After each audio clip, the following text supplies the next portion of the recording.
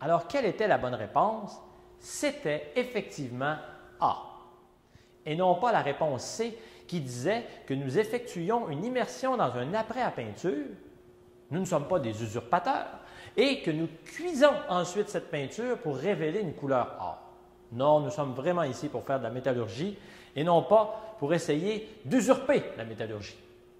En B, nous avions un lavage à l'eau de Javel.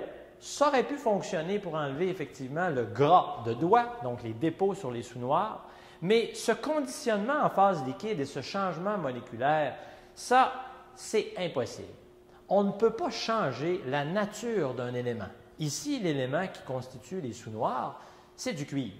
Alors, il n'est pas possible de changer le cuivre en or. Donc, notre expérience, c'est pour ça qu'elle était entre guillemets, ne consiste pas à transformer véritablement le cuivre en or, mais lui donner l'apparence d'un sou en or.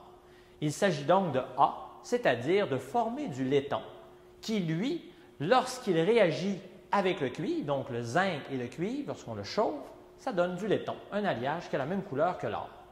C'est pour ça que ça ressemble non étrangement à un sous-noir en or. On va regarder ensemble chacune des étapes qui permettent justement d'expliquer ce processus. Alors, la première étape consistait à désoxyder dans un acide faible, l'acide nitrique à 5 % de concentration, un sou de cuivre qui avait certains dépôts à la surface. Alors, pourquoi on doit le nettoyer? C'est en vue de le préparer à la deuxième étape. Alors, dans la deuxième étape, notre technicien, Martin, avait préparé une solution qui était constituée de NaOH, de la soude caustique et de l'eau, dans laquelle il a déposé des granules de zinc à l'intérieur.